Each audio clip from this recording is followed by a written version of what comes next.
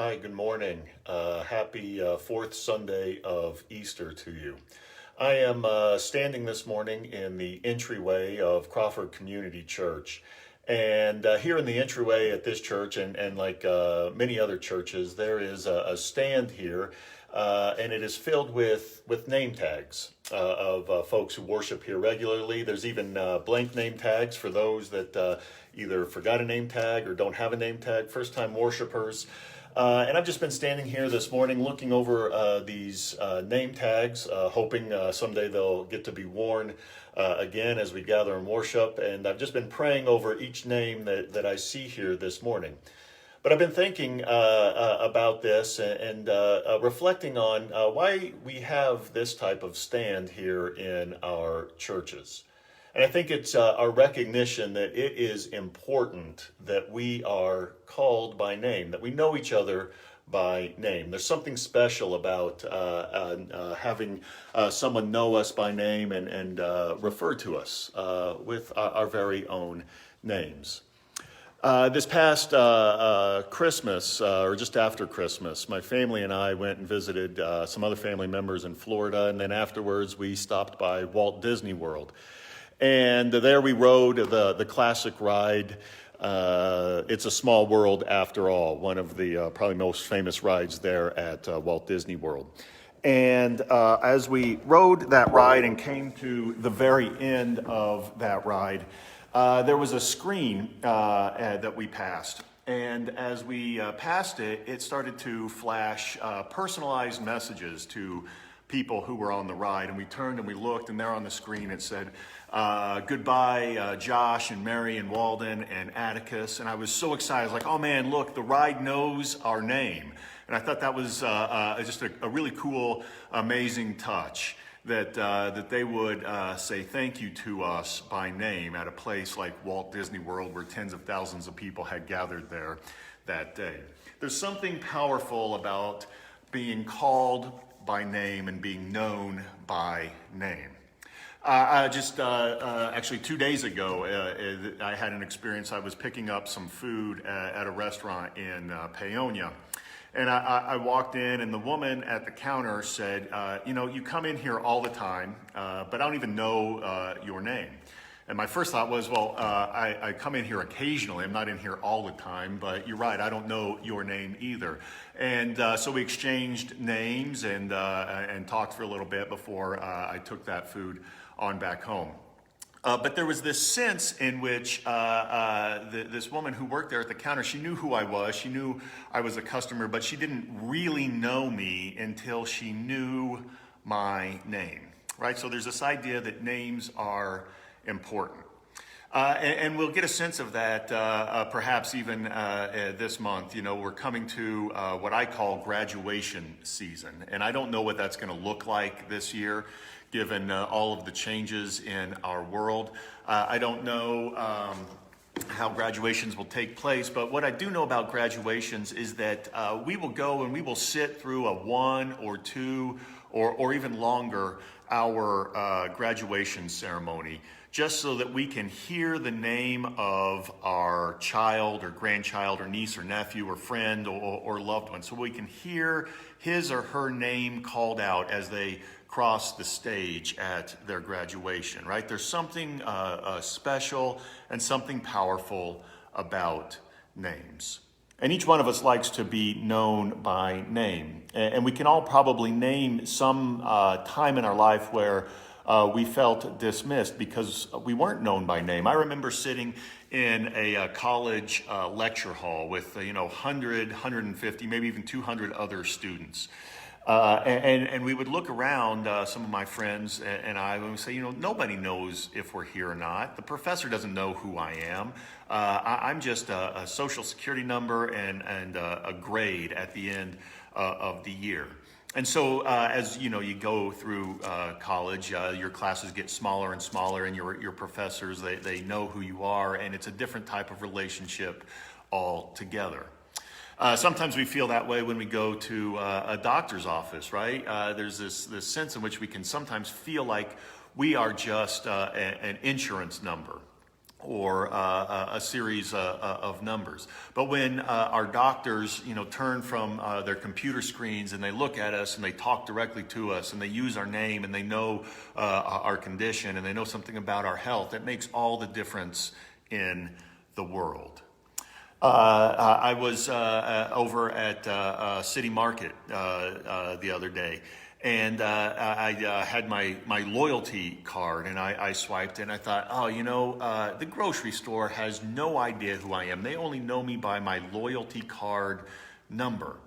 But then it dawned on me that the cashier, who has been there at least since I've been shopping at City Market over the past year, she knew who I was, and we knew each other's names. And I thought, when you know a name, there is a deeper relationship there, and you're not just a number or a loyalty card or a social security number or an insurance number. You're an actual person with a name. Our names matter, and Jesus knows that names matter to us. In fact, there's a way in which this idea of names and knowing people by name is the cornerstone of his entire ministry.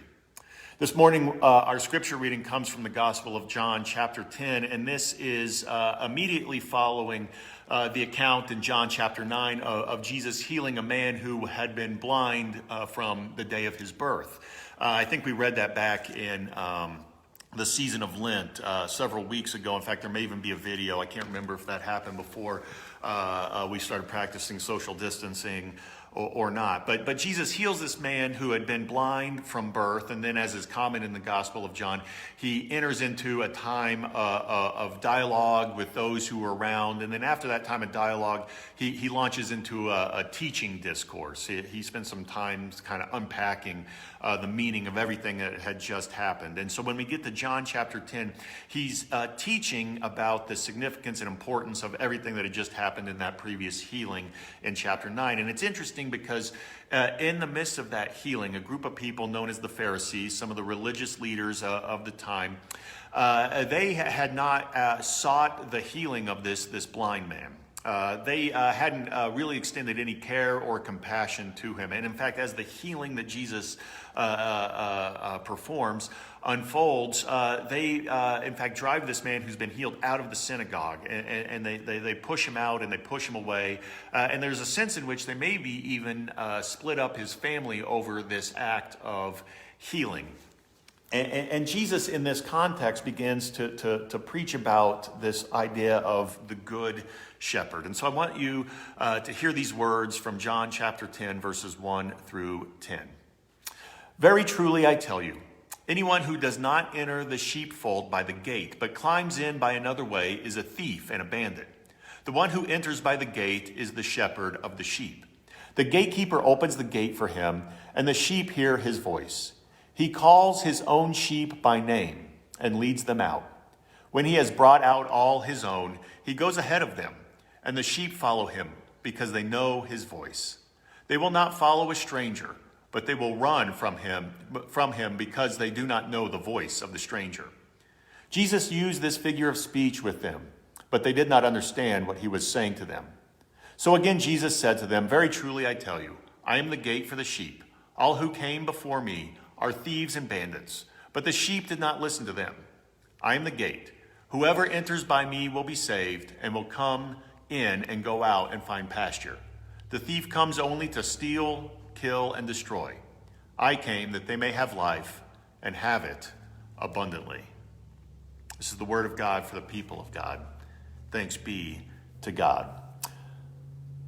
So there's two images that I think are really important here in this passage. One is Jesus talking about being the gate, and the other is Jesus as the good shepherd. Right, and these images combine to tell us that Jesus is the one who protects and cares for and leads the community of faith. Now, I am not a goat or a sheep, herder. I'm not a shepherd. I've never raised sheep. I've never been a rancher of any sort. But I drive past a couple of pastures on my way in and out of town. And I noticed that ranching has gone through changes since the time of Jesus. There's this sense in which during Jesus' time, the shepherd would lead the sheep at the end of the night into the sheep pen. And it would be probably rock, maybe a wooden walls around. And there were times where maybe there were even thorns that were up around the top of that to keep predators from climbing over the top. And then the shepherd would lay down or sit there in the opening and act physically as the gate and be the one who would keep the sheep in, keep them safe, protect them from any harm or anything that was coming to try and harm the sheep. And so the shepherd would physically be the gate or the one who would block that entryway into the sheep pen. And so when we hear that Jesus is the gate, we know that that means the way in and out, but we also can hear in that Jesus is the one who physically protects his followers. We also hear Jesus described as the good shepherd. And this is playing on the idea of how shepherds would lead their sheep into these pens. As they would enter in, the shepherds would lay their hands upon each individual sheep. And they were checking to make sure there were no parasites or that the sheep didn't have a broken rib or some other injury, right? And they were physically checking the sheep to make sure that they were okay and that the shepherd would watch after their well-being in this way. But this is an incredibly close and intimate moment or role that the shepherd is filling. The shepherd and the sheep, they're close together. They're close to one another. And over time, it was not uncommon for these shepherds to know the sheep and to give them individual names. And over time, the sheep, as the shepherd would talk to them, could recognize the shepherd's voice. I think of that, with our own dog. It's heard us call to it so many times, it recognizes the sound of our voice. And it's kind of like when I was in second grade. On the first day of second grade, our teacher had us play a game where one of us would go up to the front of the classroom and turn our back. And then she would pick another one of the students to say something out loud, and then we had to try and guess which student had said that. Well, on the first day of school, we didn't know each other very well, and we couldn't recognize each other's voice. But she had us play that very same game on the last day of school. And when we would go up to the front of the classroom and then and turn our backs, and one of our classmates would say something behind it, we knew who had said that. We recognized the voice because we had spent so much time together over that year, and we knew each other so well that we could recognize one another just by hearing each other's voices.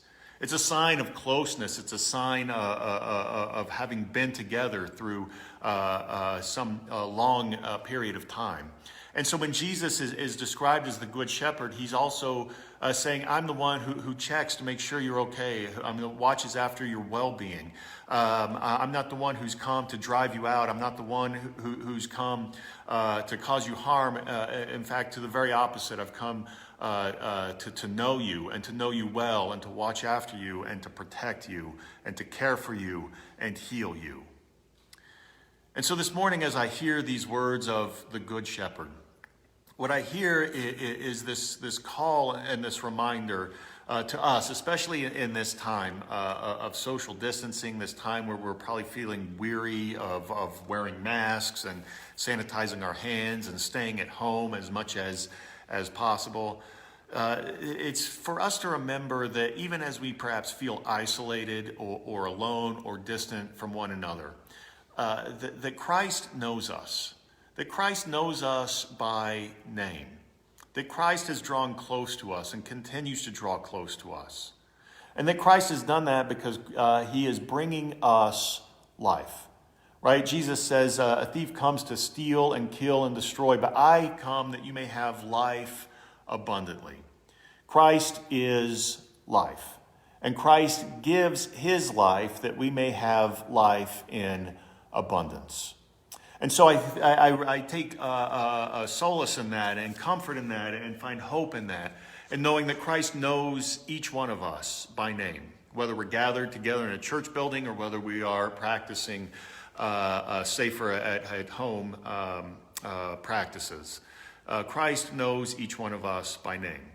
But I also remember that Christ came to give us life abundantly, and that through Christ's teachings and his ministry, through his death and resurrection, he has come to give us not just life, but life abundantly. We, as the sheep or the disciples of Christ, can then follow the one who gives us life in abundance. And we can ask ourselves, what are we doing to share an abundant life with one another? Right now, we are providing food at our food pantries. We are continuing to call one another, to reach out in safe ways to one another. When we go out, we may be wearing masks and sanitizing our hands more frequently than usual. We may be making plans to when it is safe, to join again and share with one another face to face. But Christ invites us to not only receive the abundant life that he has given, but to find ways that we may share that abundant life with one another through food, through phone calls, through prayers, through actions that show that Christ is life, that Christ knows us by name, and Christ asks us to share that abundant life with one another. Please be well. Know that you are in my prayers by name, and continue to pray for each other by name, and reach out to one another, that we may know that we are in this together, and we will make it through this in time. Be safe, be well, and I look forward to the day where we can see each other face to face in person. Until then, know that Christ is with you, giving you abundant life. Amen.